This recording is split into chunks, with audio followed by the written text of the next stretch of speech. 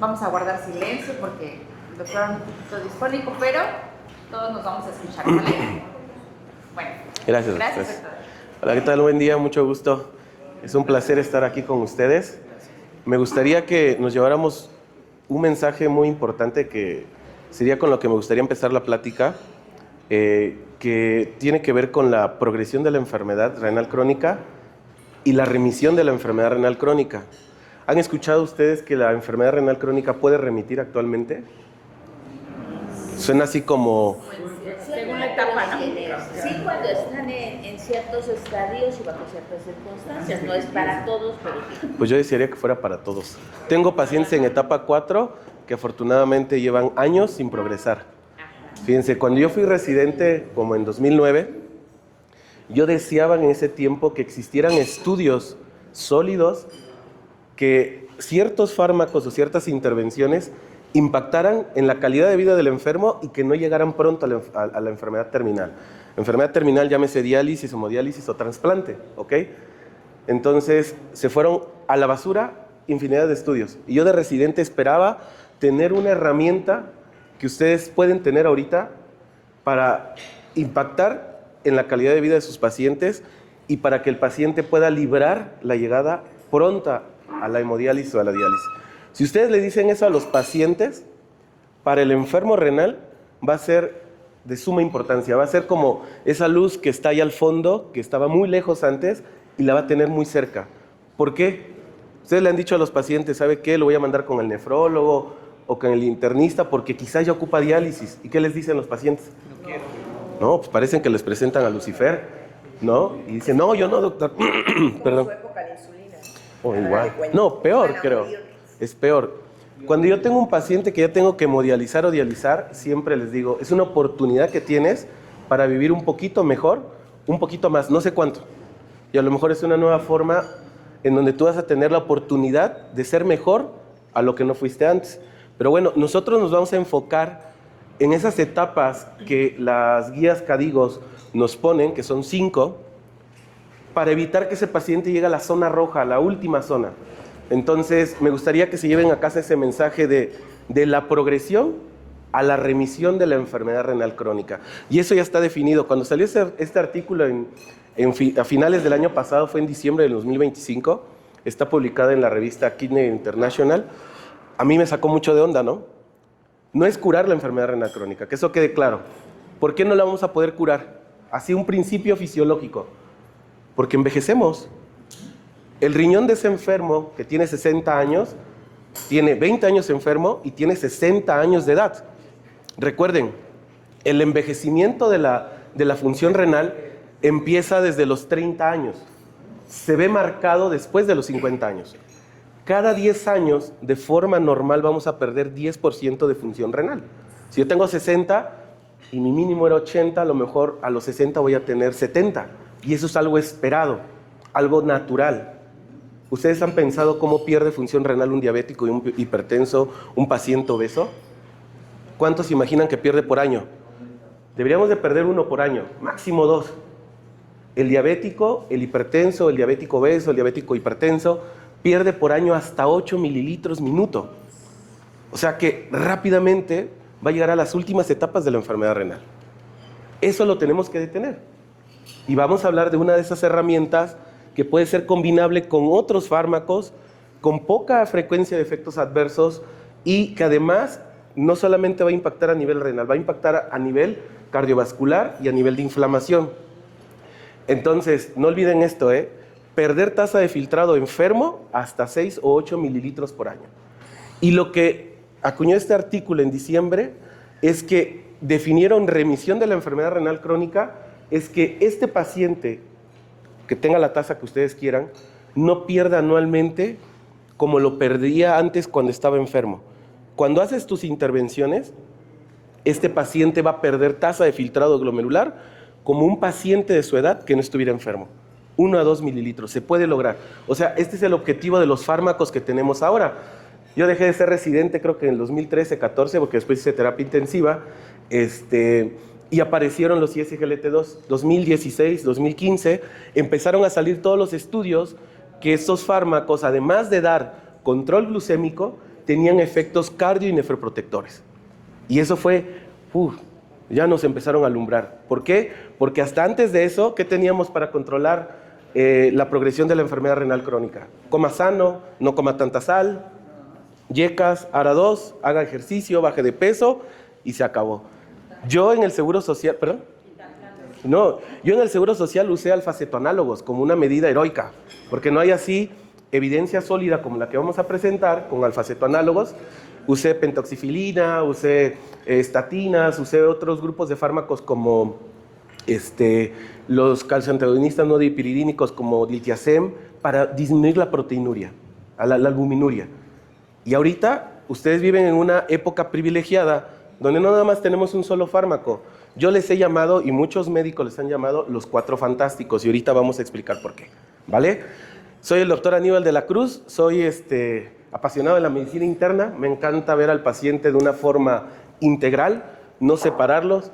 Créanme que día con día veo pacientes en mi consulta que vienen, que lo ve un nefrólogo, que lo ve el endocrinólogo, que lo ve el geriatra, que lo ve el nefrólogo, y fraccionamos la medicina y la disminuimos a un solo órgano. Y como van a ver, el origen del daño renal, el origen de la diabetes, no tiene que ver con un solo órgano, tiene que ver con el continuo de la interacción fisiopatológica de muchos órganos, que al final van a desembocar en un daño persistente que va a incrementar los eventos cardiovasculares y renales de los enfermos, ¿vale? Entonces, hace muchos años, cuando yo era estudiante, recuerdo que acudí en la zona rosa a un congreso de la AMPAC, que era una asociación que tiene el ISSSTE, que creo todavía funciona. En ese tiempo el presidente del doctor Eduardo Mini, un cardiólogo muy famoso del 1 de octubre, y uno de los temas centrales de ese congreso fue el síndrome metabólico. Y a mí me quedó muy grabado y dije, yo quiero ser internista, era estudiante como de 3er año de la carrera. Yo quiero ser internista, porque en eso englobaban muchas enfermedades. Ahorita al síndrome metabólico lo vamos a presentar como el síndrome renocardiometabólico, por lo que nos confiere ahorita la plática. Pero cuando ustedes vean a un paciente con síndrome metabólico, ustedes tienen oportunidad de hacer muchas intervenciones para que ese paciente no evolucione a muchas enfermedades. El síndrome metabólico se relaciona con diabetes, con dislipidemia, con hipertensión, con desgaste articular, se relaciona con hígado graso no alcohólico. ¿Sí han escuchado hablar del hígado graso no alcohólico? Es actualmente en todo el mundo la principal causa de enfermedad crónica del hígado. Y actualmente en México es la principal causa de cirrosis, ya no es el alcohol. Ya el hígado graso no alcohólico le está ganando como causa de cirrosis a la hepatopatía por alcohol. Está relacionado el síndrome metabólico con 13 tipos de cáncer. ¿No han notado ustedes en su consulta que cada vez ven pacientes muy jóvenes con cáncer de colon, con cáncer de mama, con cáncer de tiroide, sin carga genética? Tiene que ver con el síndrome metabólico. En las primeras etapas, bueno, lo han categorizado en 4 etapas el síndrome cardiometabólico. La etapa 0 es donde quisiéramos tener a todos los pacientes. Un paciente sano, que no tiene factores de riesgo, que hace ejercicio, que come bien. Y en la etapa 1 es donde podemos encontrar a muchos pacientes, incluso niños. No sé si hay alguien que se dedica a ver niños. Bueno, ustedes como médicos generales van a ver muchos niños. Ahora hay una tendencia a que se incrementa más la prevalencia de diabetes tipo 2 en niños. ¿Por qué? Por el sobrepeso y la obesidad. En la etapa 1 del síndrome renocardiometabólico, el paciente va a empezar a ganar grasa, pero grasa visceral. Es la grasa más agresiva, no la que acumulamos en las pompis, en los brazos, en las caderas, no. Es la grasa abdominal. ¿Por qué? Porque la grasa abdominal es un órgano endocrino muy activo. Produce un montón de sustancias inflamatorias, produce muchas hormonas que van a generar daño. ¿Ok? Entonces, esa es la primera etapa. Yo quisiera que todos ustedes intervinieran en esa etapa. Pero lamentablemente no. Casi todos los pacientes llegan en la etapa 3 o 4, cuando la enfermedad ya es manifiesta. En la etapa 4, el paciente ya tuvo un infarto, tiene fibrilación auricular, tiene insuficiencia cardíaca, pero podemos detectarlo de forma un poco más temprana, por ejemplo, en una etapa 2 o una etapa 3. ¿Sale? ¿Cómo lo podríamos hacer? ¿Cómo se imaginan que lo podríamos hacer? Pues con estudios de laboratorio, ultrasonido. Claro. ¿Qué más? Por ejemplo, no sé, ustedes esperan a que el paciente llegue ya con 300 de glucosa, con su glucosilada ya en 12. Vayan y busquen a ese paciente antes de que llegue a la diabetes. Acuérdense, en el camino de la diabetes hay como 10, 15 años donde ustedes pueden frenar la enfermedad. También ya existe el término de diabetes en remisión, ¿eh? Dígame, doctor. Lo que pasa es que cuando vemos a un paciente diabético tenemos que alertar a los hijos, ¿verdad? A decirle a ese paciente que vea a sus hijos, qué edad tienen sus hijos, ¿no? Y por lo general son muy pequeños. Entonces, la etapa 1 es una educación desde la infancia. Claro. ¿Y a quién tenemos que educar? Pues a los papás. Pero entonces mejor educamos a los niños para que cuando lleguen a ser papás ya cambien su estructura, porque los papás ya pues, no la van a cambiar. Es más difícil. Claro. Esperan hasta que tengan 300 de glucosa, a que les duela, que se hinchen todo. Ok, y eso pasa con la enfermedad renal crónica. Cada vez me llegan a mí los pacientes cuando llegan ya casi para hemodializarse, en etapa 4, en etapa 5. A mí me gustaría que ustedes lo detectaran de una forma muy temprana. ¿Cómo se imaginan que detectaríamos a un paciente con enfermedad renal crónica en etapa muy temprana? Les recuerdo la definición. Lo que pasa es que se habla de la resistencia renal. Entonces, la resistencia renal, el capítulo empieza como es el otoño. Entonces las hojas, el árbol, etcétera, se adaptan. Entonces, precisamente la resistencia renal es patología renal, pero sin síntomas. Entonces, tiene que hacer un escrutinio. O sea, paciente sospechoso, etcétera, todo tiene que hacer estudios de laboratorio. Y ahí le va a dar inicios, le va a sus niveles de creatinina, de urea, etcétera, todo, y empieza... Y mucho antes que se eleve la creatinina, ¿qué creen que pueda pasar? Que recuerden, la definición de enfermedad renal crónica es deterioro de la tasa de filtrado glomerular, cronos es tiempo que persiste por más de 3 meses, y no es I, es O, ¿no? O sea, no tienen que haber todo. O biomarcadores de daño renal. ¿Qué biomarcadores de daño renal conocen? El más sencillo, la albuminuria. Albuminuria, muy bien. ¿Por qué creen que sea tan importante la albuminuria? Y es muy temprana, ¿eh? Sí. Muchos médicos, y esos son estudios que ya están demostrados, muchos médicos no le informan a su paciente que tiene enfermedad renal crónica hasta que está en una etapa muy avanzada, hasta que la creatinina ya subió. O sea, pueden ver albuminuria y el médico no se lo comenta al paciente. Y es muy importante. ¿Por qué creen que la albuminuria sea muy importante? Muy bien, es un trastorno del filtrado. Recuerden que hay una membrana semipermeable que está formada por la membrana basal y los podocitos, que la albúmina es una proteína grande que tiene una carga negativa. Cuando se acerca a esas células, cuando se acerca a esa membrana, porque ellas también tienen una carga negativa, ¿qué va a pasar? Se va a repeler y tiene que retornar a la circulación. Cuando yo tengo albúmina en la orina, ese paciente por definición tiene enfermedad renal crónica, aunque tenga la creatinina normal. Y ustedes tienen la obligación de informárselo. ¿A quién voy a buscarle? ¿A quién voy a hacerle escrutinio? Como dijo el doctor, ¿a quién? Diabéticos, hipertensos están en primera fila. Obesos. ¿Por qué los obesos? Hace muchos años aprendí que la primera causa de enfermedad renal crónica, hipertensión. Segunda causa, diabetes. Tercera, las glomerulopatías y cuartas otras, ¿no? Actualmente, 30% de la causa de enfermedad renal crónica está condicionada por la obesidad. Fuimos diseñados naturalmente a tener unos riñones según nuestra complexión corporal.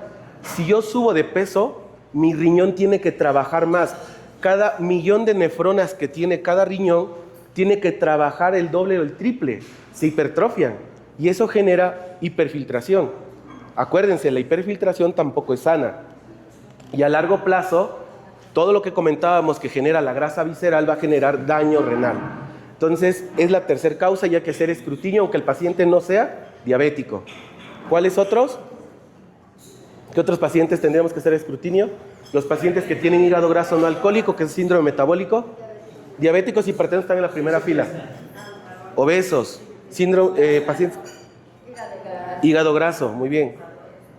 Pacientes que tuvieron un internamiento y que tuvieron lesión renal aguda. Se sabe que ahora esos pacientes tienen más riesgo de desarrollar enfermedad renal crónica y no vamos a esperar a que la creatinina suba. Vamos a ver la albúmina. Los pacientes con antecedentes de diabetes, hipertensión. son los primeros que hay que hacerle. Muy bien, pacientes que tuvieron preeclampsia y que después quedan, lamentablemente en nuestro sistema de salud, quedan en el abandono, ¿eh? El gineco la ve la ven 2-3 veces por la herida, se acabó y vámonos. Y no la ve ni el internista, ni el nefrólogo, ni el cardiólogo. Tienen más riesgo de desarrollar enfermedad renal crónica y la pueden pescar con albuminuria. ¿Por qué? Preeclampsia es un síndrome multiorgánico por lesión endotelial. Entonces, albuminuria significa lesión endotelial. Y eso se traduce clínicamente en dos puntos muy importantes. Uno, que ese paciente va a tener más riesgo cardiovascular o va a morir más por un infarto o un evento cardiovascular mayor. Y número dos, aquel paciente que tiene enfermedad renal crónica y tiene albuminuria va a progresar más rápido a la diálisis. Apréndanse eso. Albuminuria, lesión endotelial, riesgo cardiovascular elevado y va a avanzar más rápido a la enfermedad renal crónica terminal. ¿Ok? ¿Hasta aquí estamos bien? Sí. Entonces, esto es así más o menos para que ustedes se lo aprendan de una forma clínica. Etapa 0, dígame.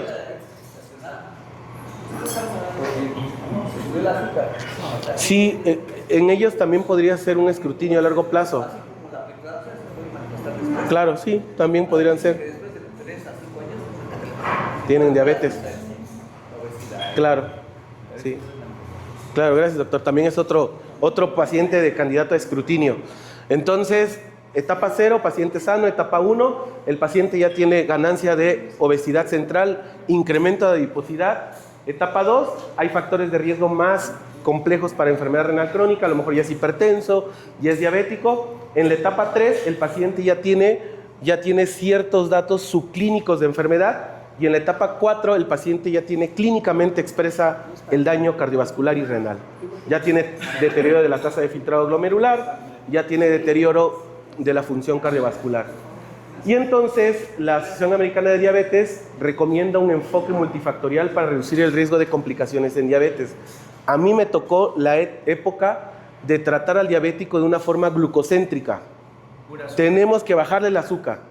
Tenemos que controlar la hemoglobina glucosilada como de posibilidad con todo lo que tenemos, usando dosis altas de insulina, usando un montón de fármacos, pero hay que bajar la glucosa. Porque sabíamos hasta ese tiempo que disminuir la glucosa a niveles casi normales nos iba a dar menor riesgo de complicaciones renales cardiovasculares. Ahora que existen fármacos que nos van a ayudar a tener un control glucémico, pero nos van a dar el plus de dar nefro y cardioprotección. Y aparecen los 4 fantásticos. ¿Cuáles son los 4 fantásticos para enfermedad renal crónica? Fuerte, fuerte, acá vamos a aprender todos. YECAS y ARA2. Que ustedes quieran.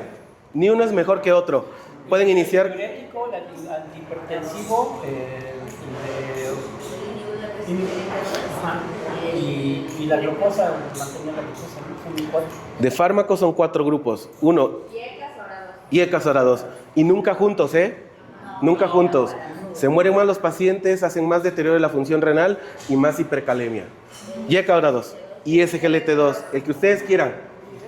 Ya ahorita están al alcance en sector salud, ya hay genéricos en DAPA, por ejemplo, y ya no son caros. Número 3. GLP-1. En 2024, el estudio FLOW demostró que semaglutide tenía un efecto protector a nivel renal, menos del 22% de eventos renales, y no relacionado a la reducción de peso, porque acuérdense, GLP-1 ayudan a perder peso, sino con un efecto antiinflamatorio de la molécula, un efecto hemodinámico de la molécula a nivel renal. Se llama FLOW el estudio y se publicó en 2024. Muy bien. Sí, pero ya se le venció la patente este año. Y ya lo producen ahorita en India de una forma ya de patente. ¿Sí? Entonces, GLP-1 y... ¿Qué? ¿De qué vamos a hablar hoy? Un antagonista de receptor mineralocorticoide. Un antagonista de receptor mineralocorticoide, pero no cualquiera. Durante muchos años usamos espironolactona y eplerenona. Yo vi llegar a la sala de urgencias a pacientes que usaban espiro o eplerenona, llámese por insuficiencia cardíaca, por enfermedad renal crónica, porque sí tienen efectos a nivel renal, y buenos, pero con potasios de 8. que incluso había que modializar. ¿Qué tiene de diferente finerenona? Es como una versión 2.0 de la espiro y de la eplerenona. Tiene varias características. Uno, es un antagonista de receptor mineralocorticoide selectivo. Y número 2, no esteroideo. Y al ser no esteroideo vamos a tener menos efectos adversos como la ginecomastia, el dolor de mamas, o la disfunción eréctil, o el potasio. Y el potasio es un problema luego con estos fármacos. Fíjense, en la época que me tocó ser residente, que no habían estudios que impactaran en la progresión de la enfermedad renal crónica, la mayoría de los estudios se detuvieron por hipercalemia. La hipercalemia está relacionada con eventos de arritmias letales, se mueren los pacientes. Entonces detenían los estudios, no teníamos un efecto bueno para que no progresara la enfermedad renal crónica. Entonces, finerenona, al ser una molécula muy diferente a eplerenona y espironolactona, genera muy poca hipercalemia. Yo llevo muchos años ya, bueno, no muchos, son 2 que llegó la molécula a México, para mí ha sido bastante. Yo soy muy apasionado en usar finerenona y no he tenido que suspender finerenona a un paciente por hipercalemia, al menos por hipercalemia, que era como el miedo que teníamos inicialmente. ¿Ok? ¿Hasta ahorita hay alguna duda de los 4 fantásticos para enfermedad renal crónica? Si ustedes tienen un paciente con enfermedad renal crónica, ese paciente se tiene que llevar ese combo de 4 fármacos. Los pueden iniciar progresivamente, un fármaco por semana. ¿Por qué? Cuando yo usaba inicialmente ISGLT2, yo siempre he dado mucho seguimiento muy estrecho a mis pacientes. Veía que la creatinina subía y a mí me daba miedo. Y yo me acuerdo mucho que en ese tiempo me visitaba la compañera de AstraZeneca y le decía, oye, pero ¿por qué pasa esto? ¿No tienes evidencia científica de qué va a pasar? Hasta que en el New England salió un artículo que hablaba de eso. Es un efecto normal, doctor. Bueno. O sea, empieza el tratamiento y tiene disminución de la tasa de pintado glomerular. Y aproximadamente en 3 meses recupera. Exactamente. Y esos pacientes que hacen ese efecto son pacientes que se van a beneficiar más. Son las nefronas que se están adaptando a ese cambio hemodinámico de un nuevo fármaco. Y entonces, ese paciente, téngalo por seguro, que va a recuperar un poquito de función renal. O sea, si ese paciente recupera tasa de filtrado glomerular, wow, eso es lo mejor que puede suceder. Pero también sucede que hay unos pacientes que no recuperan, se mantienen. Por lo menos no van a perder tanto como perdían antes. Entonces, con finerenona puede pasar algo parecido. Como tiene efecto antiinflamatorio, antifibrótico a nivel glomerular, lo que genera es disminuir la presión intraglomerular que está sufriendo esas nefronas. Y entonces puede haber una subida también de la creatinina. No se asusten. Yo cometí el error en algunas ocasiones de quitarlo por miedo, porque en ese tiempo trabajaba en institución y no podía vigilarlos tantos. Hasta que salió ese artículo dije, bueno, cometí un error, hay que aprender de los errores, no somos perfectos. Lo que no hay que quitar nunca es el YECA o el ARA2. También puede pasar con ellos. Y entonces solamente denle chance a ese riñón que se vaya adaptando a esos cambios hemodinámicos que vamos a hacer con estos fármacos. Pero sí o sí, todos sus pacientes deben de tener estos 4 fármacos. Yo sé que cuesta, que los GLP-1 son caros, pero son buenísimos. Pero ¿saben cuánto cuesta en calidad de vida y en sobrevida y en costos una hemodiálisis o una diálisis o un trasplante? En medio privado un trasplante anda alrededor de $1 millón de pesos. Y no es nada barato el seguimiento a largo plazo. Los fármacos inmunosupresores, evitar el rechazo, evitar hospitalizaciones. Y eso no te asegura que ese paciente termine nuevamente en hemodiálisis. Si hacemos cuentas, en unos 5 o 10 años es más caro que un paciente llegue a enfermedad renal terminal a que tenga 4 grupos de fármacos. Y otra ventaja, finerenona creo que el año pasado ya llegó a sector salud, ¿no? Ya está en sector salud. De verdad, yo estuve en el Seguro Social y mi piso de medicina interna era 80% de los enfermos tenían enfermedad renal crónica. Vivimos una pandemia de enfermedad renal crónica. ¿Y ustedes saben de qué mueren los enfermos renales? ¿Infartados? Exactamente.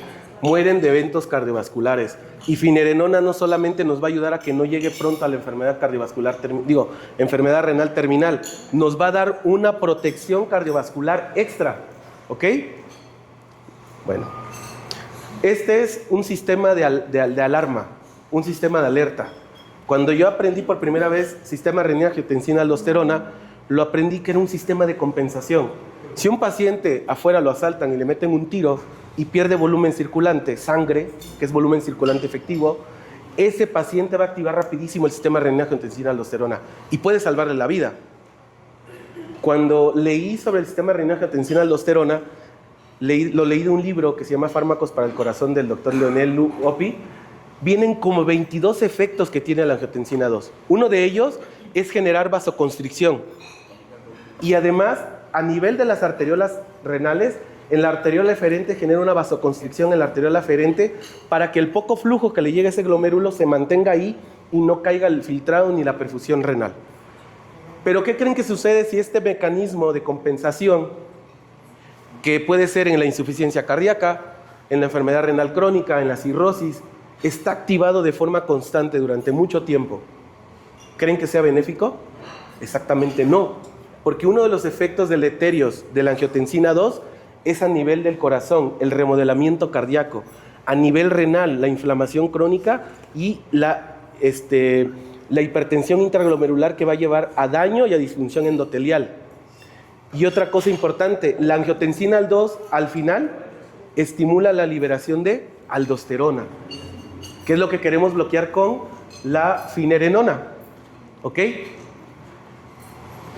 Entonces, era lo que les explicaba hace rato, las diferencias entre los antagonistas receptor mineralocorticoides de primera generación con los que tenemos actualmente, como es finerenona. La distribución entre corazón y riñón es muy pareja, un 50%.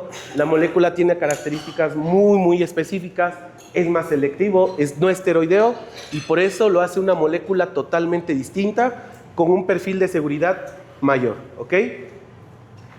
Entonces, es el único antagonista receptor mineralocorticoide indicado por los estudios que tenemos para enfermedad renal crónica y para evitar que estos pacientes vayan a tener una progresión en la enfermedad renal crónica, ¿vale?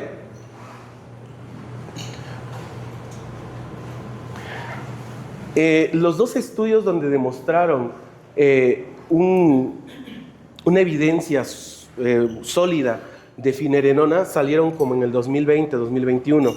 El estudio Fidelio y el estudio Fígaro. El estudio Fidelio fue diseñado para los eventos de desenlace renales. El punto de desenlace primario era deterioro de la tasa de filtrado, la llegada a la enfermedad renal crónica, la caída de la tasa de filtrado glomerular y la albuminuria.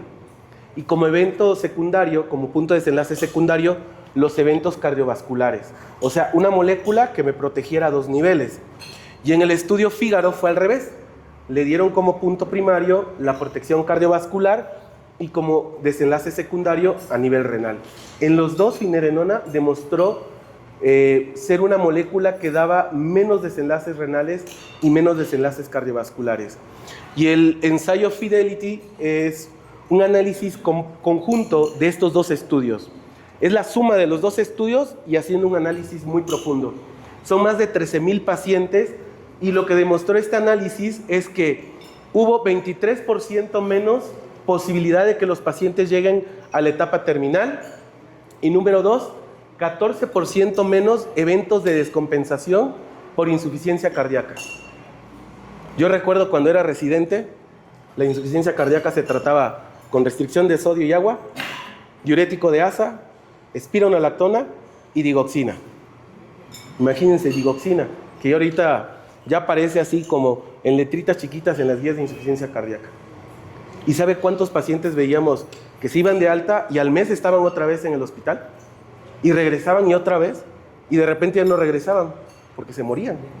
Y ahora tenemos moléculas como los ISGLT2, como finerenona, que nos van a ayudar a disminuir la posibilidad de que ese paciente regrese al hospital, a disminuir los eventos renales, ¿ok? Entonces es una molécula que no tiene el efecto glucocéntrico, que no tiene nada que ver con el control de la glucosa para brindar protección a nivel renal y a nivel cardiovascular, ¿ok?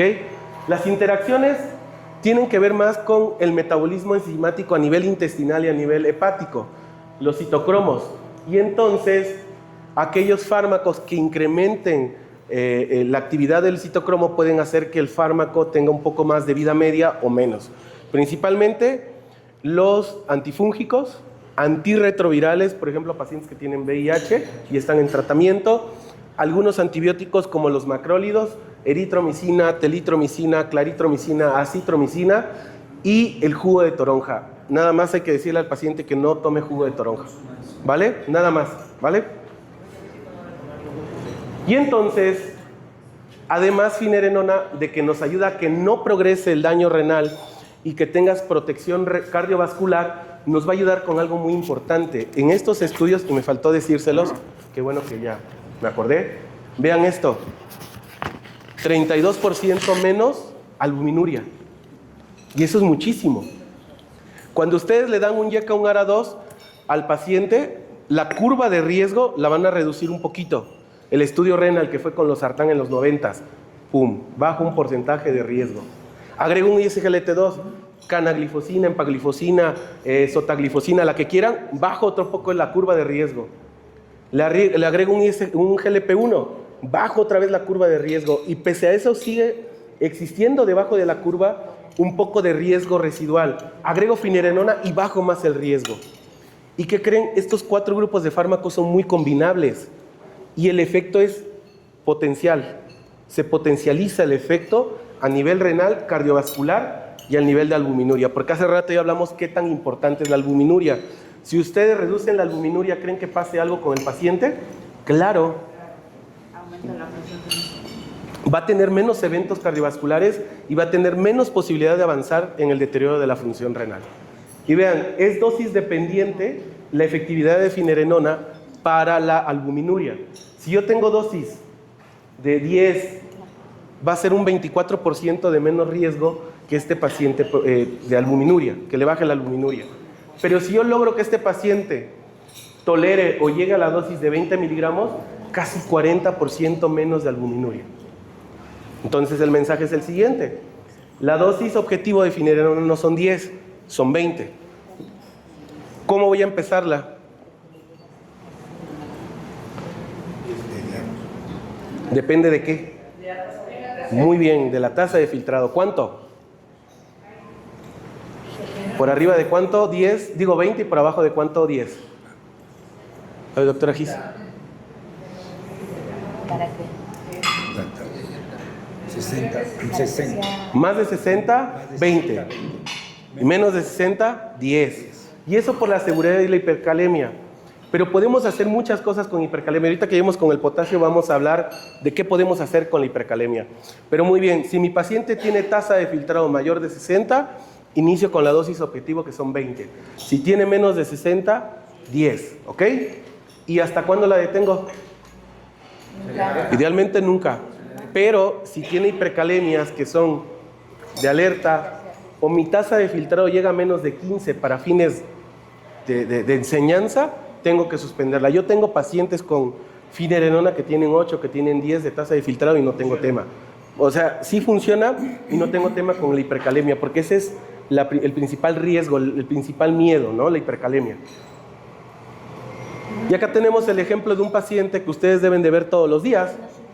Es un paciente que es diabético, que es hipertenso, que ya tiene algo de daño cardiovascular, que ya tiene algo de daño renal y sus mediciones tiene la hemoglobina glucosilada en 7.8, el LDL en 82, potasio de 4.9, el sodio en 140, creatinina 1.1, su tasa de filtrado glomerular es de 55 para su edad, ya está un poco deteriorada, y el ProBNP terminal, que es un biomarcador de carga de esa fibra muscular cardíaca que cada vez se estira, está sufriendo más carga, o sea, insuficiencia cardíaca, lo tiene un poco alto.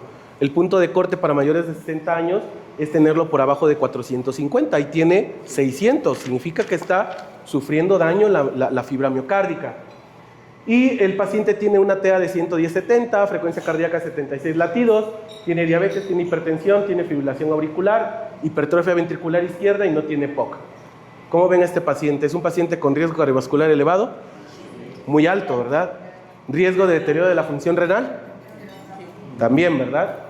Y su tratamiento tiene carvedilol, valsartán, que es un ARA2, control glucémico con metformina, control de lípidos con atorvastatina y un anticoagulante por la FA que es Rivaroxaban. ¿Cómo ven este tratamiento? ¿Lo podemos mejorar?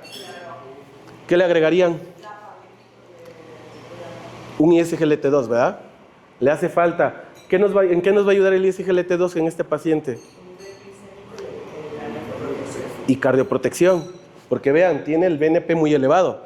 Acuérdense, ISGLT2 son de los fármacos que están aprobados para insuficiencia cardíaca con FEBI reducida y FEBI preservada. Y tiene biomarcadores de sufrimiento o estrés de la fibromiocárdica. Entonces, un ISGLT2 le va a caer muy bien, por lo que acaba de explicar la doctora. ¿Qué más? ¿Está en metas? ¿Cómo ven la presión? ¿Cómo ven la hemoglobina glucosilada? ¿Ustedes en cuánto le fijan a su paciente de control de presión arterial? A sus pacientes. ¿Cuánto le fijan de presión arterial, de meta, a sus pacientes? ¿Qué más? ¿Ustedes? Más abajito. Más abajito. ¿Cuánto? 120. 120, 80. ¿Ustedes en cuánto fijan la meta para el control de presión arterial? Él la tiene súper bien. O sea, sí, pero ustedes en su práctica, ¿cuánto le fijan a su paciente? 110. ¿Cambia si el paciente es anciano? ¿Cambia si el paciente tiene enfermedad renal crónica? Por ahí en 2015 salió un estudio que se llama SPRINT en el New England. En el SPRINT metieron a muchos pacientes menos a los enfermos renales y vieron que ellos, entre más baja estuviera la presión arterial, había menos eventos cardiovasculares y de forma secundaria también menos eventos renales, aunque se relacionó con hipotensión y con lesión renal aguda. De ahí la Sociedad Americana de Cardiología sacó un comunicado en el 2017 y después la AJA, hace como unos 2 años, para definir que la hipertensión era todo arriba de 130-80, que la presión normal tiene que estar abajo de 120-80. Todo lo que esté por arriba de eso no es normal. Y lo podemos tratar para los pacientes con enfermedad renal crónica, pero créanmelo, un paciente con enfermedad renal crónica va a cursar con hipertensión resistente y va a ser bien difícil de controlar. Un plus que tiene finerenona, y eso también yo lo observé en mis pacientes, no es un fármaco para hipertensión. Las otras moléculas, eplerenona y espironolactona, son el tercer pilar de tratamiento y son de primera línea para hipertensión resistente, ¿ok? Porque tienen hiperaldosteronismo primario. Pero aquellos pacientes que tienen descontrol hipertensivo y tú le agregas finerenona, muchos de ellos se van a controlar e incluso van a ocupar menos fármacos. Obsérvenlo en la práctica diaria, ¿ok? Bueno, muy bien. ¿Está en metas de presión? ¿Cómo ven la glucosilada? Un poco alta, ¿verdad? Porque no está tan grande. Si él tuviera 75 años diría, no hay que ser tan estrictos por los riesgos de hipoglucemia, pero para él nos falta. ¿El LDL cómo lo ven?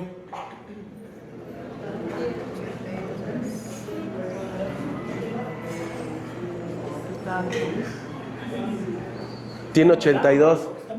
Exactamente. Digo, yo así en general, si son diabéticos con un riesgo cardiovascular bajo, les digo que menos de 100. Si ese paciente ya tuvo un evento cardiovascular, lo más bajo que se pueda, abajo de 70, abajo de 50. Todavía le falta un pelín, ¿no? Podríamos agregarle un inhibidor de la absorción de colesterol intestinal como ezetimiba o los nuevos fármacos que no son tan nuevos, ¿no? Exactamente, tiene un riesgo muy alto. Entonces, en ellos hay que llevarlos a un control más todavía estricto. Recuerden, el colesterol LDL entre más bajo esté, es mejor. Y ahora tenemos moléculas como los inhibidores de PCSK9 que nos llevan a tener LDLs que no veíamos antes hasta niveles de 30. Sí se puede lograr, ¿vale? Ya ese es otro tema que podríamos abordar, pero vamos a seguir con nuestro caso. Entonces, ya quedamos que le vamos a agregar para el control de glucosa un ISGLT2 con los efectos pleiotrópicos que tienen. ¿Le podríamos agregar un GLP-1? Sí. ¿Verdad que sí? Y aparte le vamos a dar protección cardiovascular y renal. Muy bien. Y pues vamos a ver. ¿Perdón? ¿Conviene esta paciente quitar metformina? No creo. Metformina sigue siendo vigente hasta el día de hoy. ¿Sí vieron hace poco que salió un artículo por ahí que decía que metformina no actúa como creíamos? ¿Sí se acuerdan que durante mucho tiempo nos dijeron que actuaba disminuyendo la producción de nuevo de glucosa en el hígado, que sensibilizaba el uso periférico de la insulina? Pues ahora resulta que el control glucémico de insulina tiene que ver con el intestino. Que con las... con las células del intestino y con las mitocondrias que están ahí en el intestino. Disminuyen la absorción de glucosa. Imagínense hasta dónde está el control glucémico. Es un fármaco bueno, va a ayudar a la sensibilización de insulina, no tiene efectos deleterios con el peso, no te hace subir de peso, pocos eventos de hipoglucemia. En muchos estudios antiguos daba protección cardiovascular, entonces no valdría la pena quitárselo, a menos que la tasa de filtrado ¿qué? Cayera, menos de 30, recuérdenlo, menos de 30, a todos con el dolor del corazón tenemos que quitarles metformina, muy bien. Qué bueno, me gusta mucho que participen, eso me agrada mucho. Ok, dígame. Un paciente delgado, ¿también le dejamos la metformina? Sí, la metformina no está hecho como para bajar de peso. Sí llega a tener en algunos pacientes un efecto que les ayuda a reducir, no es en todos, pero sí, incluso el GLP-1. Si ustedes le inician un GLP-1, recuerden, hay dosis para control de glucosa y dosis para reducción de peso. Si es delgado, no le voy a zumbar dosis elevadas para control de peso. Le puedo iniciar dosis bajas que me van a brindar control glucémico y la cardio y nefroprotección, ¿vale? ¿Y finerenona le podríamos iniciar a este paciente? Pues me dijeron todo, y ese GLT2, GLP-1, pero no me dijeron nada de finerenona. Ya quedamos que tiene riesgo cardiovascular. Ya quedamos que tiene riesgo cardiovascular elevado, que su tasa de filtrado está baja, que les pongo otra vez su tasa para que se acuerden. Tiene 55, ¿no? ¿Con cuánto iniciarían?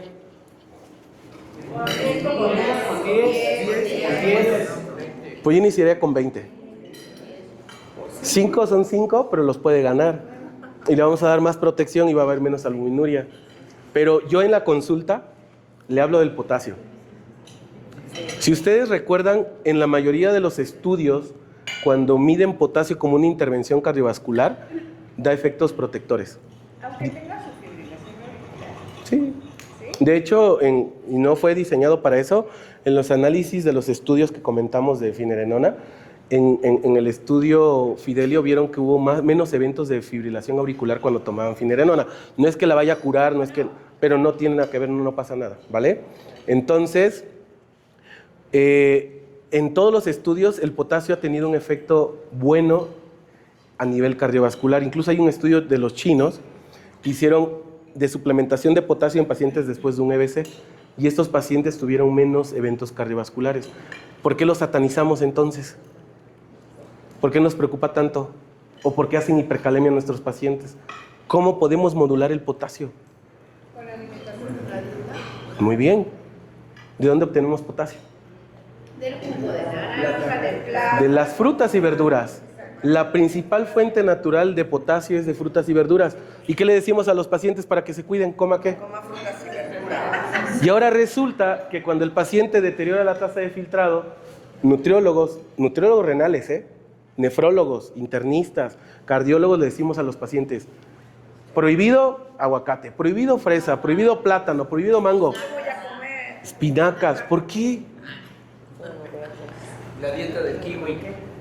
¿Pero por qué? Fíjense, hace poco un nefrólogo que sigo, que se llama Jonathan Chávez, subió un caso de un paciente que tuvo hipercalemia porque todos los días comía nopales. O sea, si ustedes me dicen, ¿cuánto puede tener de potasio un aguacate? Sí, es mucho, mucho. Pero yo no le quitaría el beneficio de comer aguacate al paciente porque tiene grasas sanas, vitamina E, vitamina K, antioxidantes, pues que como un cuarto de aguacate cada tercer día. O sea, no es ni mucho ni poco lo que puede ocupar. Y recuerden algo, no todos los pacientes requieren lo mismo, depende de la etapa en la que esté el enfermo. Y lamentablemente nos metimos en la cabecita que a todos hay que quitarle todo, no coma carne. Pues sí, recuerden, es una enfermedad inflamatoria. Ustedes van a ver al paciente conforme vaya avanzando que termina así. Yo recuerdo en el Seguro Social un caso de un paciente que venía de Estados Unidos, era trabajador de Estados Unidos y se vino a México porque quería trasplantarse acá porque era más barato. Yo vi su menú de comida y de verdad me sorprendía. Comía buenas cantidades de proteína, el chavo estaba fuerte, o sea, tú lo veías y no parecía enfermo renal. Estuvo en el seguro 3 semanas y terminó desgastadísimo. Porque si ustedes ven las recomendaciones actuales para los enfermos renales, lo que más les dan en luz verde son harinas. Y la harina te va a engordar. Y quitan todos los vegetales. Y hay semaforización. Les quitan la proteína. Y la proteína no es mala. La proteína no te va a deteriorar el riñón. Obviamente que sea una proteína de buena calidad, una proteína fresca. Si ustedes me dijeran cuál es la mejor proteína para el enfermo renal, pescado, fresco, huevo y pollo. Y carne roja 1 o 2 veces por semana. En ese tenor, el paciente va a comer proteína. Recuerden, nuestras defensas están hechas de proteína, nuestro músculo está hecho de proteína. Doc, pero por ejemplo la semaglutida se quita el hambre. En este caso la porción, ellos van a comer menos. Recuerda, la dosis. Si tú le inicias dosis pequeñas de semaglutida, ya sea, incluso la oral es la que menos efecto tiene para bajar de peso.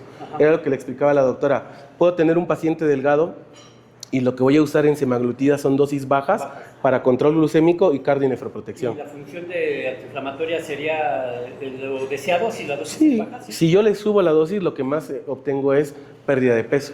Entonces no vayan a la dosis más alta para pérdida de peso, váyanse con una dosis que ustedes puedan utilizar. Por ejemplo, en semaglutida oral, 3 y 7 miligramos son suficientes para dar nefro y cardioprotección y control glucémico. Entonces, regresando al potasio, ¿por qué entonces estamos satanizando la fruta? ¿Por qué estamos satanizando las verduras en relación al potasio? Eso sería un tipo de potasio más sano que se llama potasio orgánico. Cuando nosotros éramos primitivos y andábamos de un sitio a otro caminando, buscando ríos, cazando, y no parábamos, así como los tarahumaras han visto que son corredores y caminan, y no en piso plano, o sea, piedras, cerros, y yo creo que ellos tienen esa genética todavía. Imagínense qué era lo que comíamos: fruta, recolectábamos bayas, carne fresca, y después de mucho tiempo empezamos a sentarnos y empezamos a evolucionar. Yo creo que hemos involucionado. Hemos regresado o hemos evolucionado a algo no tan bueno. Ahora ni siquiera los chavos de ahora van a comprar sus cosas al mercado, no se cocinan, no.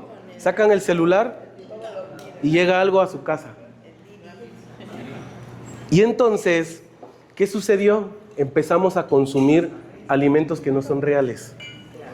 Estamos consumiendo, la dieta del mexicano, hasta un 80-90% consume productos que están ultra, súper procesados. Ponerle sal a la cecina es un procesamiento natural que va a ayudar a que dure un poco más esa carne. Pero si yo le pongo 10 químicos, o 20 químicos, o 30 químicos, ¿qué creen que pasa? Pues es tremendo. O sea, la sal de mar no es tan mala como lo es todas las formas químicas de sodio. Y la mentira de la industria, ¿no? Nos dice, no tiene azúcar, pero hay 50 formas químicas de azúcar que están consumiendo en todos los productos. Y hay como 20 formas químicas de potasio. Una coca tiene bromato de potasio. Un cereal en caja tiene potasio. El Nescafé tiene potasio, pero es potasio químico. Cuando ustedes comen una fruta, la absorción de potasio a nivel intestinal va a ser del 30 al 40%. Y además esa fruta que van a comer tiene fibra, tiene antioxidantes, tiene vitamina y tiene agua. Cuando ustedes consumen el potasio inorgánico, se absorbe el 100% y hace un pico rapidísimo. Entonces ustedes tienen que concientizar a su enfermo de que lo que tienen que prohibir no son los buenos de la historia. Lo tienen que consumir con cierta regularidad los que más alta tasa tengan de potasio. No prohibirlos, no satanizarlos. Y los que son más libres, consumirlo todos los días. Y va a depender de la tasa de filtrado. No es lo mismo que tenga alguien con 60 a que tenga alguien con 15 o con 18. Ahí quizás sea un poco más estricto. ¿Ok? Y hay otras formas de cómo podemos modular el potasio aparte de la dieta. Potasio orgánico no es tan malo como sí lo es el inorgánico. Luego el paciente está comiendo sus 3, 4 galletitas Marías que cree que es tan sana y tiene potasio. O el Coffee Mate que le echan al café tiene potasio. Léanlo, en serio. El potasio está metido en todos lados, pero no es el potasio bueno, es el potasio químico. ¿Ok? Los ISGLT2 son capaces de generar pérdida de potasio por la orina. Entonces es otro aliado. Diuréticos de asa. Furosemide, bumetanide, ácido tacrínico, torsemide. Todos ellos nos ayudan a eliminar potasio por la orina. Y más si mi paciente está en etapas un poco más avanzadas o tiene insuficiencia cardíaca y tiene edema. Me ayudo del furosemide, del diurético. Y lo último, que es un poco más caro, las resinas de intercambio iónico intestinal, que son carísimas, ¿no? Ahorita está de... ¿Mane? Son resinas. Como el Lokelma que trae ahorita AstraZeneca, vale como 6,000 pesos el mes. Entonces yo lo que hago es enfocarme en eso. Pan, ¿pueden comer pan? Sí, pero un pan menos industrial. Los griegos comen pan todos los días, pero ¿se han visto cómo comen los griegos pan? Están amasando y fermentando diario. Sí, están amasando y fermentando diario su masa. No están yendo a la tienda a comprar un pan muerto industrializado de una bolsa. Y eso nosotros lo permitimos, pero no es nuestra culpa, es todo un tema complejo. Entonces, alimentación, ISGLT2, diurético de asa y las resinas de intercambio iónico me van a ayudar a evitar que el paciente sufra hipercalemia antes de quitarle el efecto protector de un fármaco, ¿correcto? ¿Dudas, preguntas de eso? ¿Seguros? Si de plano el potasio se me va a 6,5 y no lo puedo bajar, pues ya le suspendo temporalmente la finerenona y nuevamente cuando ya esté bajando podemos volver a iniciarlo a una dosis bajita, ¿ok? Bueno, estos son... Y ahí que o sea, le suspendo la finerenona, pero ¿qué fármaco podría...? Pues el diurético, el ISGLT2, a lo mejor una resina si es muy alto. Hay que evaluar si es la alimentación, transgresión dietética. Es que es muy difícil que tú le digas a un paciente, no tome coca. Pero se la suspendo, le puedo meter un diurético, vuelvo a hacer control y si ya está en niveles, ya puedo otra vez reiniciar. Otra vez, ajá.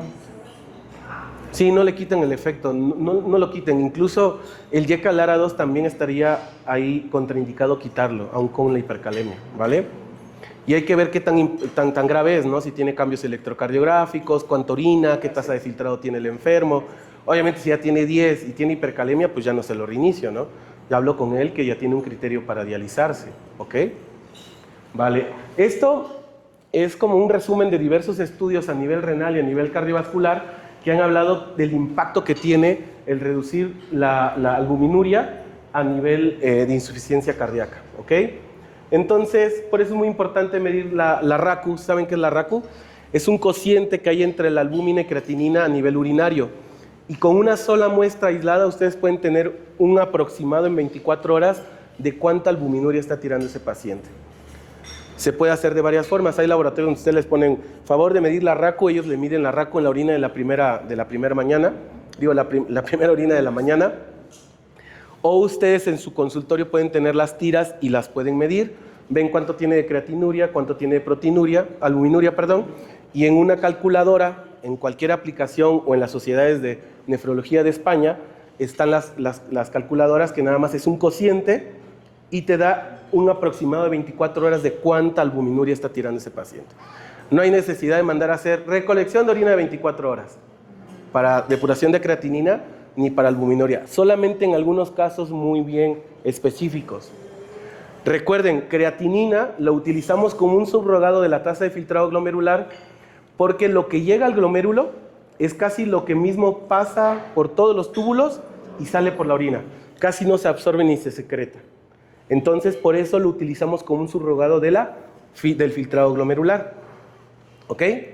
Y entonces, ¿de dónde viene la creatinina?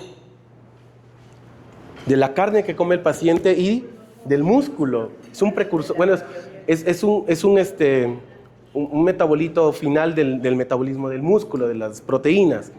Entonces, ustedes van a mandar a hacer una depuración de creatinina solamente en aquellos casos donde la creatinina no sea tan fiable. ¿Como quiénes? ¿En qué contexto? Veganos, no comen carne. ¿Quién más? Pacientes muy flaquitos o pacientes muy obesos. ¿Quién más? Nuestros diabéticos que pierden extremidades. Un paciente que perdió pierna. Yo lo he hecho. Mi paciente llega, tengo varias pacientitas sin 2 extremidades, traen creatinina bien, le hace el cálculo de la tasa de filtrado y su tasa de filtrado está normal, pero ya no tiene 2 extremidades. Si ustedes le mandan a medir cistatina C o le hacen una recolección de 24 horas, van a ver que está muy abajo de lo que te está dando la fórmula, el cálculo. ¿ok? Entonces, pacientes que perdieron extremidades, ¿qué más? Los pacientes ancianitos con sarcopenia. Muy bien, la sarcopenia. Y las que se cocinan aparte siempre, las embarazadas. Recuerden, en el embarazo el volumen circulante efectivo se incrementa un 40-50%, la creatinina se diluye, los hepatópatas retienen muchísimo volumen. Ahí hay muchos mecanismos de compensación como el sistema renina-angiotensina-aldosterona y más tarde la ADH que están diluyendo al paciente y la creatinina no nos va a ayudar de nada. Ahí sí tienen la obligación de mandar a hacer una recolección de 24 horas para tener la tasa de filtrado. En albuminuria, en las preclámpticas, en las embarazadas y en los pacientes que tienen proteinurias masivas, como en el síndrome nefrótico, ahí a fuerza sí tienen que mandar a recolectar. Pero mientras, si solamente son diabéticos, ustedes pueden calcularlo con una tira o solamente con el RACU, ¿vale? Los pacientes que hicieron, por ejemplo, paciente joven, un trauma, no tienen ninguna enfermedad crónica, la metasarcopenia por gravedad, tuvo varios días, aconiólisis, también esos pacientes son potenciales para enfermedad renal. A largo plazo sí, a largo plazo sí. Todo paciente que haga una lesión renal aguda, de hecho, la definición ambigua de lesión renal aguda ha cambiado muchísimo, incluso los criterios y los biomarcadores, y ahora hablamos de fenotipos de lesión renal aguda. Lesión renal aguda temprana, en horas a días, enfermedad renal aguda, que son hasta los días 7, y posibilidad de enfermedad renal crónica. Por eso todo paciente que hace lesión renal aguda tiene que tener una vigilancia a largo plazo, ¿vale? Y vean, la posibilidad de riesgo cardiovascular por solamente la albuminuria. Los cardiólogos son más estrictos, la albuminuria tiene que estar 0. Si está arriba de 10, ya, mucho riesgo. A nivel renal nos impacta arriba de 30. Si han visto la tablita de Cadigo, ¿no? Del lado derecho lo clasifican A1, A2 y A3. A1 el que tiene más de 30 de albuminuria, A2 de 30 a 300 y A3 más de 300. Entonces, si yo tengo albuminuria, tengo 2.3 veces más riesgo de enfermedad arterial coronaria, 1.5 veces más de FA, 1.5 veces más de EBC y 2.1 veces más de enfermedad arterial periférica, 2.7 veces más de insuficiencia cardíaca y 1.8 veces más riesgo de hemorragia intracerebral espontánea. ¿Ok? Ah, gracias. Qué amable.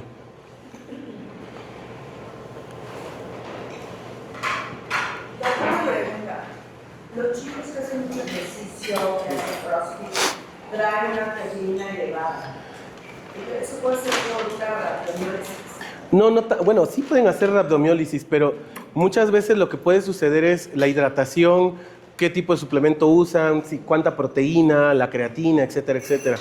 Yo en general la creatina ya no le tengo miedo. Un tiempo sí, si el paciente se hidrata bien, si no tiene una tasa de filtrado tan deteriorada, no hay mayor problema, pueden usar, por ejemplo, creatina. Pero sí he tenido pacientes que van, en un día quieren hacer lo que no han hecho en un año, en 2, y terminan con lesión renal aguda por rabdomiólisis, ¿eh? Y además se toman un buen de complementos y ya les venden así Sí, sus bolsitas ya de combo, ¿no? Ajá, y es así como de, tienes un día de ejercicio, hoy vas a empezar, pero tómate esto, y te llegan que ya se compraron el bote de no sé qué, y llevan un día de caminata, ¿no? Sí, claro. Vale. Bueno, entonces, ¿cómo evaluarla? Puede ser con tira, pueden mandarla al laboratorio. Acá se ponen muy estrictos, ¿no? La primera orina de la mañana o que sea, por ejemplo, la primera orina de la tarde. Generalmente el método es por nefelometría y se necesitan de 2 a 3 determinaciones a través del tiempo, de 3 a 6 meses. Si tengo esa positividad durante 2 o 3 muestras, durante 3 a 6 meses, mi paciente tiene albuminuria. ¿Por qué se hace esto? Hay pacientes que van a ser muy evidentes, pero hay pacientes que pueden tener falsos positivos. ¿Qué significa? Que hay una condición que no es renal que hace que pierda albúmina. Por ejemplo, el ejercicio intenso, la fiebre, infecciones urinarias, ¿no? Infecciones urinarias, y eso me puede dar un falso positivo. Entonces, si mi paciente tiene el ego patológico, tiene síntomas, le doy tratamiento de infección urinaria. Y en un par de semanas le mido nuevamente la albuminuria. Sale positiva, ok. En 2 o 3 semanas se lo vuelvo a medir, ¿tiene albuminuria? Listo, ese paciente seguramente ya tiene un daño glomerular. Y hay que darle fármacos para evitar que siga progresando el daño, ¿no? Las tiras pueden ser tiras específicas para RACU como esta, por ejemplo, que mide la creatinina y la albuminuria, las tiras convencionales no son tan específicas. ¿Por qué? Porque tienen muy poca especificidad en rangos pequeños. O sea, sí me sirve si el paciente tiene una albuminuria bien marcada. Pero si tiene albuminurias de 100, de 50, de 200, esas tiras convencionales no me van a ayudar mucho. Entonces, si tienen de estas, creo que luego los compañeros nos llevan a los consultorios, ¿verdad? Sí, porque sí he tenido oportunidad que a veces me lleven de estas. Ustedes nada más ven cuánto tiene de albuminuria, cuánto tiene de creatinuria, meten los valores y vean, este paciente que tiene una albuminuria de 50 con 55 de creatinina, tiene un RACU más o menos de 909. O sea, está tirando muchísima albuminuria, ¿ok? Y entonces siempre tenemos que semaforizar a nuestro paciente. Yo siempre en la computadora se lo pongo a mis pacientes porque esto es muy visual y el paciente sabe dónde está. Ustedes le dicen, entre más cerca estés a esto, más cerca estás a la diálisis, se pone las pilas. Y él sabe que no quiere estar ahí, que quiere estar un poquito más arriba.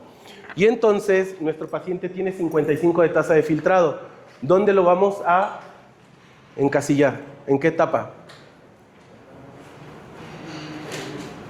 Con 55 de tasa de filtrado glomerular. 3A, ¿verdad? 3A.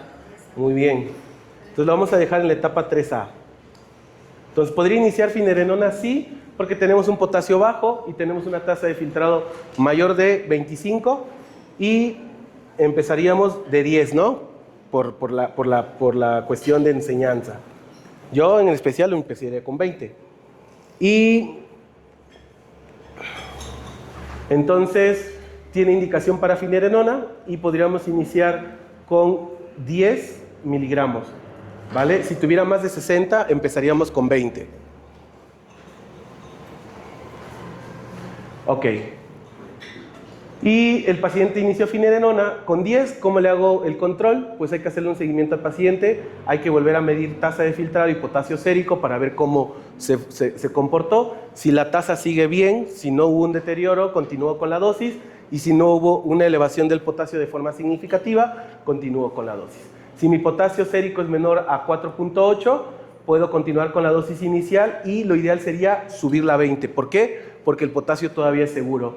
Si tengo de 4.8 a 5.5, continúo con la misma dosis. Si inicié con 10, continúo con 10. Si inicié con 20, continúo con 20. Pero si llegamos a más de 5.5, que yo les voy a ser sincero, 5.5 para mí no me asusta de potasio, ¿eh? Y algo que he aprendido también es, educo a mi paciente, le explico los posibles riesgos del potasio, cómo podemos controlarlo. Lo inicio si tiene el potasio abajo de 5 y al mes ese paciente no hace hipercalemia, ese paciente muy probablemente ya no va a hacer hipercalemia. Pierdan el miedo, porque antes lo citaba cada 15 días y estaba yo viendo cómo se comportaba el potasio, pero de verdad créanmelo, si ese paciente al mes no hace hipercalemia, suban la dosis, vuelvan a vigilarlo, no hace hipercalemia, ese paciente muy seguramente no va a hacer hipercalemia. Pero yo les doy el consejo de forma muy rutinaria, vigilen siempre su potasio en la consulta, ¿vale? Pero van a ver que es muy poco probable. Pues bueno, entonces el ajuste de tratamiento para este paciente, vean, sí coincidió un poco con lo que hicimos, le agregaron un ISGLT2 a la metformina que le va a dar protección cardiorrenal y agregaron finerenona en 10, porque está abajo de 60 la tasa de filtrado, ¿vale?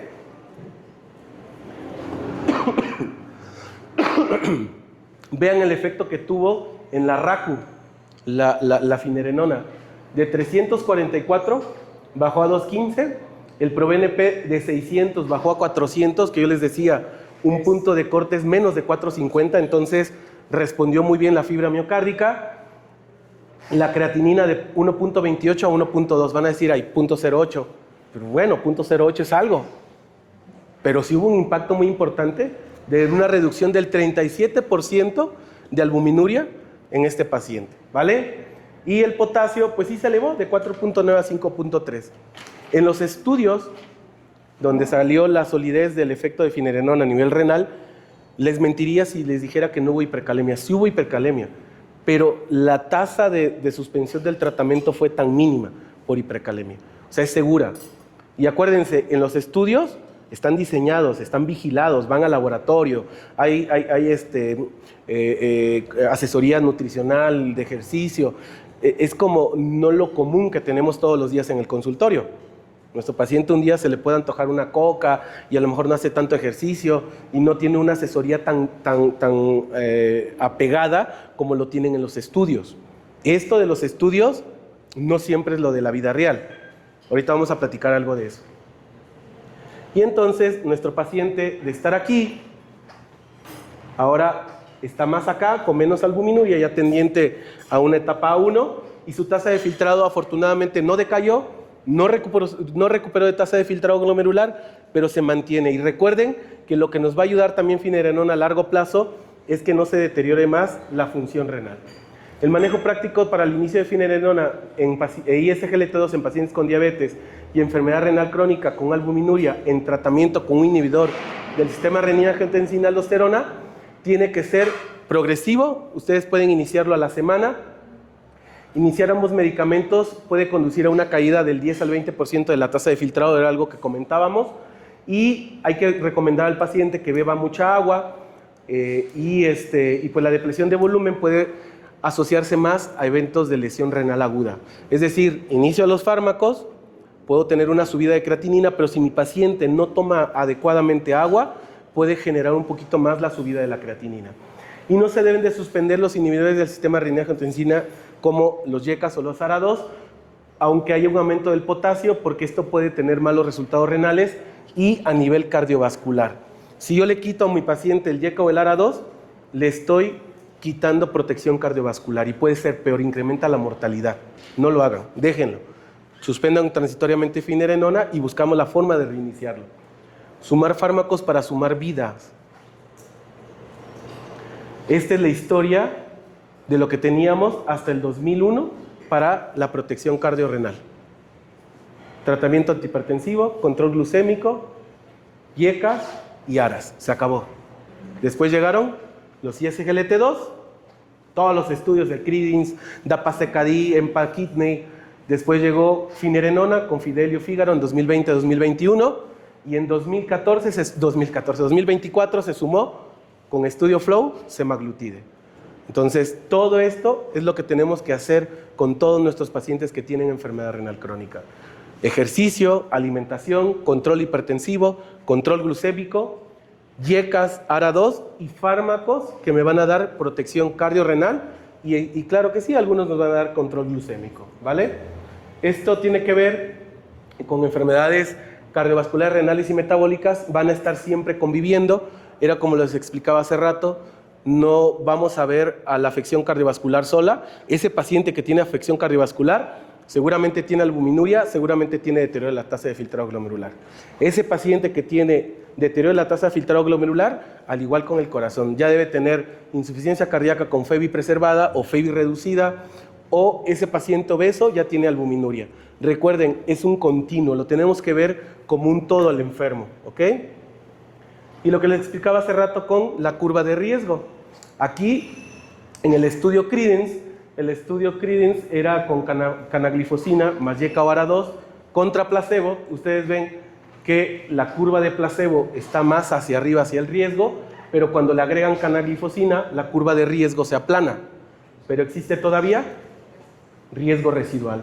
Entonces, yo al sumarle fármacos como finerenona o como los GLP-1, esa curva de riesgo lo voy a aplanar todavía más.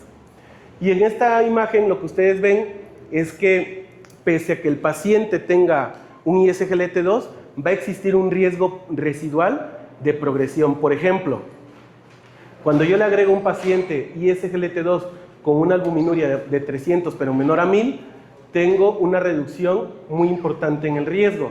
Va a haber una posibilidad de que ese paciente pierda 2.12 de tasa de filtrado glomerular al año.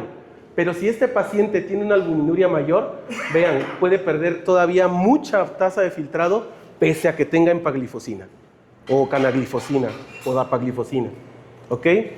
Estos son los diferentes mecanismos de acción que tienen los antagonistas los inhibidores del sistema renina-angiotensina, como los YECAS o ARA2, los ISGLT2 la finerenona y los agonistas de GLP-1.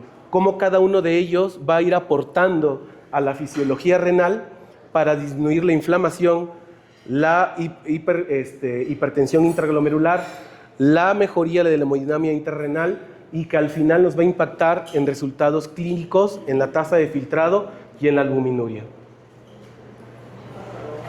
Todas las guías, desde hace ya algunos años, desde 2024, 2023, las guías KDIGO, las guías europeas para la enfermedad renal crónica, recomiendan usar un antagonista de receptor mineralocorticoide adicional a un YECA, un ARA2, independiente del uso de un ISGLT2.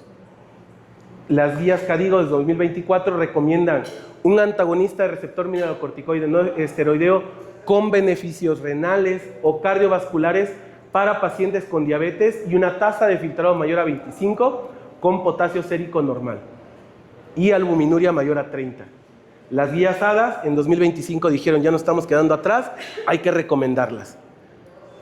No hacerlo significa que estamos cayendo en una negligencia. ¿Sí saben eso? ¿Por qué? Porque tenemos la evidencia. Llega mi paciente con el daño, no le agrego nada más y se va a su casa con el YECA, con el losartán, con controle su azúcar, no coma tanta sal, y no estoy haciendo una intervención que la están recomendando ya autoridades a nivel mundial, ¿ok?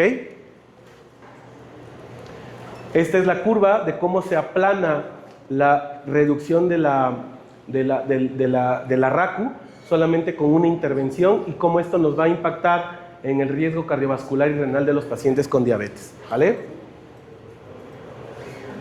Vámonos rápido. El estudio Confidence. Este estudio salió el año pasado. Confidence fue un estudio de 2 brazos en donde compararon el efecto en la albuminuria de usar empaglifosina, finerenona y la combinación de los 2 fármacos, ¿ok? En los estudios, por ejemplo, como Fígaro o Fidelio, los pacientes ya tenían algunos empaglifosina o dapaglifosina y todos tenían YECA o ARA2. Entonces, en el análisis de esos grupos vieron que cuando se les agregaba finerenona a un paciente que tiene un ISGLT2, la tasa de reducción de RACU era mucho mayor. Entonces, por eso diseñaron este estudio, que en este estudio lo que querían ver era cómo se comportaba la RACU en un paciente que tenía EMPA, FINE y la combinación. Y entonces, fue un seguimiento, fue una etapa de inicio de seguimiento, vean, a 180 días, cómo EMPA empieza a reducir en el día 14 la albuminuria, para el día 90 es la máxima reducción de su albuminuria, finerenona cómo baja también al día 30 la albuminuria y cómo hasta el día 90 se mantiene hasta el día 180 y cómo es muy equiparable la reducción en la albuminuria de ambos fármacos por separado. Vean la curva de combinación, hasta 52% menos albuminuria. Si un ISGLT2 me reduce albuminuria, si finerenona me reduce un 32-34% de albuminuria, juntarlos es mucho más potente, ¿ok? Vean, la columna verde, la combinación, cómo me baja la albuminuria, ¿sale? Que por separado, ¿de acuerdo? Vámonos.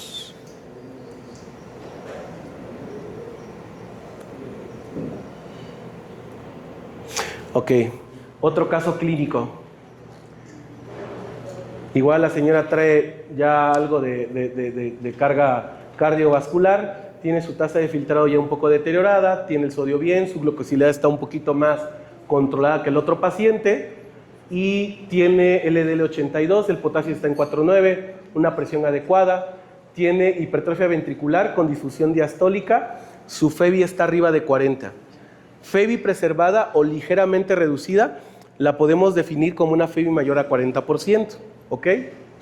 Y tiene tratamiento con finerenona 10, tiene SGLT2, tiene carvedilol, tiene valsartán y usa un anticoagulante también que es rivaroxaban, porque lamentablemente también tiene fibrilación auricular, aunque es paroxística. ¿Cómo ven el tratamiento? ¿Harían algún ajuste? ¿Le agregarían algo más? ¿Le quitarían algo? ¿No? A ver, por el... Es que tiene FA paroxística. Sí, el otro paciente ya era permanente, pero tiene paroxística. Hay que dejarlo anticoagulante. Si no, va a ser un cardioembólico. ¿Dejarían esa dosis de finerenona? ¿No se atreverían a subirla? Tiene potasio de 4.9, su tasa está en 55. Pues yo sí, yo le diría, pues vamos a probar 20. Y la cito en 2 semanas y veo el potasio. Si lo tiene bien, le dejo 20. Si sube, pues le podemos bajar. Si no es mayor de 5.5, yo en lo particular, yo la aguantaría hasta 6. Y ahí volvemos a hacer insistencia. Cuida el potasio, usamos diurético. Buscamos la forma de cómo modular el potasio para no quitarle el beneficio de finerenona, ¿ok? ¿Y se puede usar al mismo tiempo el diurético para o no? Sí, recuerden. Para no dejar que llegue el potasio, Sí, luego el diurético. Sí, recuerden, los diuréticos de ASA actúan a un nivel diferente que finerenona. Finerenona actúa más en el túbulo colector y los diuréticos de ASA actúan en el ASA, en la porción ascendente del ASA de Henle y actúan en otros contrasportadores. Ajá. ¿Sí podría subir la finerenona a 20? Yo sí lo Y haría. darle un diurético. Exactamente, porque ya tiene fine, tiene 10, pero acuérdense, el mayor efecto se alcanza con 20, ¿no? A nivel de la albuminuria. ¿Ok? Entonces, la morbimortalidad de los pacientes con insuficiencia cardíaca con FEBI mayor a 40 es similar para FEBI con menor a 40. ¿Por qué? Los pacientes con FEBI menor a 40 tienen sus 4 fantásticos. Hay 4 fármacos que los están ayudando muchísimo para que vivan más, para que se hospitalicen menos. La insuficiencia cardíaca con FEBI mayor a 40 ha estado en el oscurantismo durante mucho tiempo porque igual han puesto fármacos para mejorar la mortalidad y la descompensación y no se ha logrado, lamentablemente. Pero la mortalidad es igual y no subestimemos al reporte de un ecocardiograma que te diga que la FEBI está bien, pero que ya tiene disfunción diastólica. Ese paciente tiene insuficiencia cardíaca. Muchas veces no lo vemos manifiesto en que esté hinchado, pero si ustedes hacen un poco de anamnesis, van a ver que ese paciente sí tiene disnea. Sube escaleras y se agita. Camina unas 3-4 cuadras y se agita. ¿Ok? Entonces, no subestimemos la insuficiencia cardíaca con FEBI reducida. Y se prevé que finerenona tendrá indicación para insuficiencia con FEBI preservada ya para finales de este año, porque existe un estudio que demostró que finerenona disminuyó hasta un 20% de eventos de insuficiencia cardíaca, de hospitalización por insuficiencia cardíaca. Se llama Fine Arts y salió el año pasado.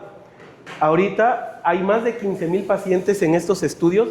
Este de acá arriba, el Fine Arts, salió hace 2 años, en 2024. Fue finerenona en FEBI preservada. No logró reducir la mortalidad o eventos cardiovasculares mayores.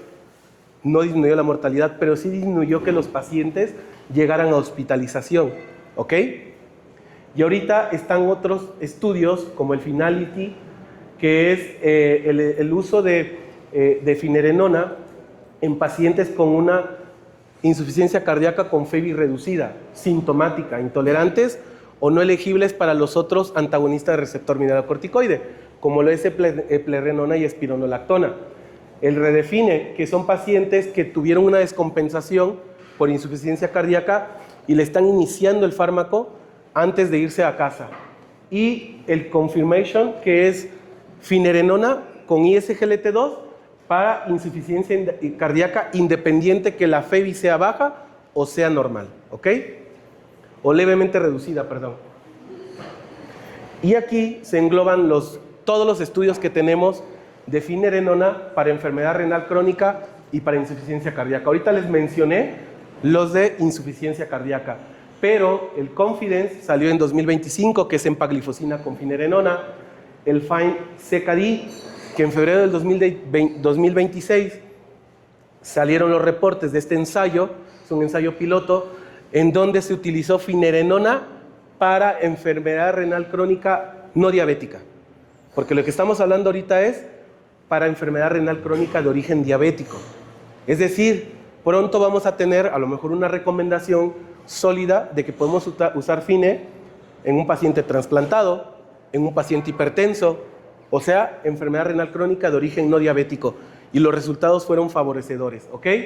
Estudio Fiona, este todavía no sale, es finerenona en enfermedad renal crónica en niños, en pediátricos. Fíjense, yo tengo que, así como que la percepción de que en pediatría, en enfermedad renal crónica siguen en el oscurantismo, creo que ni siquiera los ISGLT2 han sido aprobados. Fiona va a ayudar para que ellos tengan una herramienta más para aquellos niños que sufren enfermedad renal crónica. El FINE-1 salió el año pasado en abril, es finerenona en enfermedad renal crónica en diabetes tipo 1. Igual, redujo el RACU y ayudó a disminuir la progresión.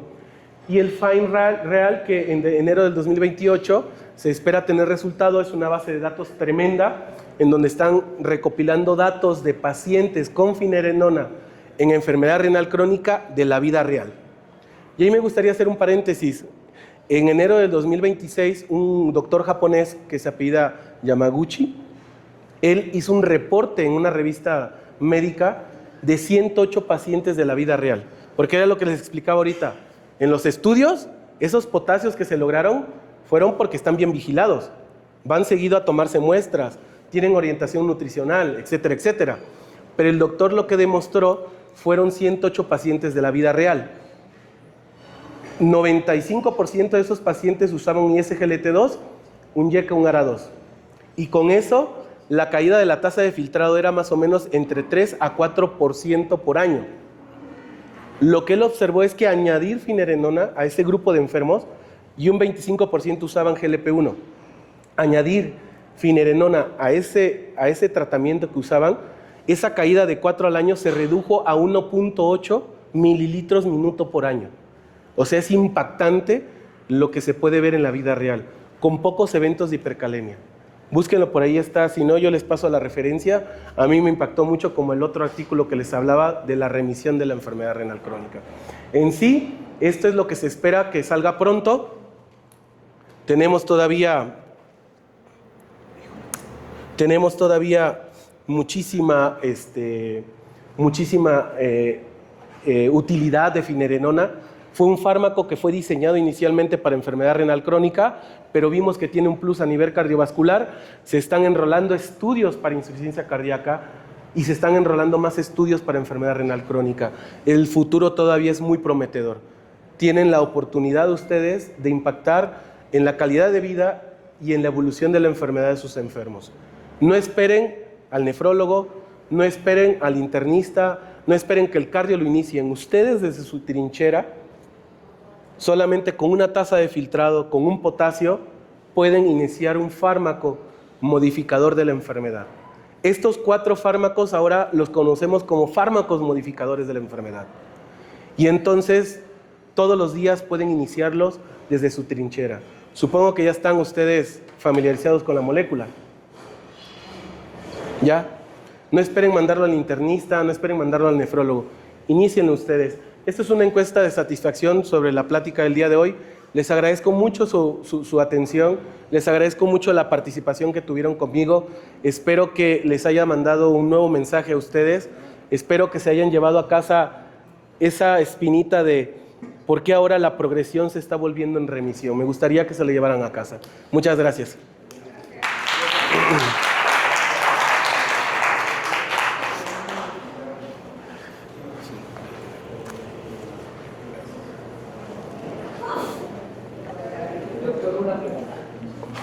Gracias por la plática, estuvo fenomenal.